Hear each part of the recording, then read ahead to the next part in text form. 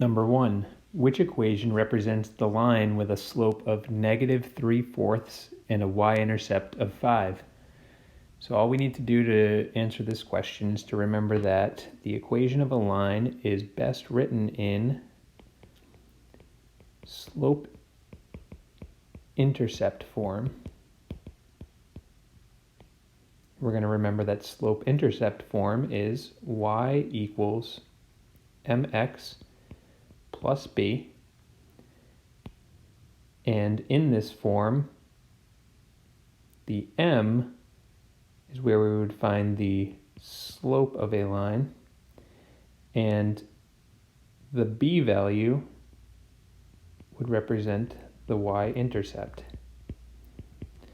So for this question, all we need to do is take the slope and the y-intercept that they tell us and put them into the correct spot in slope-intercept form. So I can write y equals, and when I get to m, I need to plug my slope in. That's where I'm going to write -3/4 x, and where they have b, that's where I'm going to plug in the y-intercept of 5. Now here's where we want to pay attention to the sign of the number. The y-intercept is a +5, so I'm going to write +5. So the equation of this line is y equals -3/4 x plus 5, which looks like choice B for this problem. A couple things to point out. Pay attention to the sign of your slope and your y-intercept and where you place them. So we can see in choice A, they have the same location for slope and y-intercept, but they have their signs mixed up.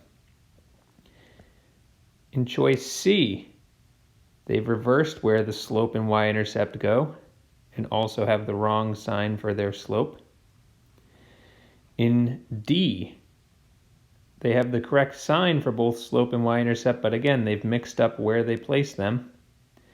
And in choice E, they have the slope and the y-intercept in the correct spot, but notice the x and the y are mixed up. So just be careful with where you place each part of your form, and you should be all set.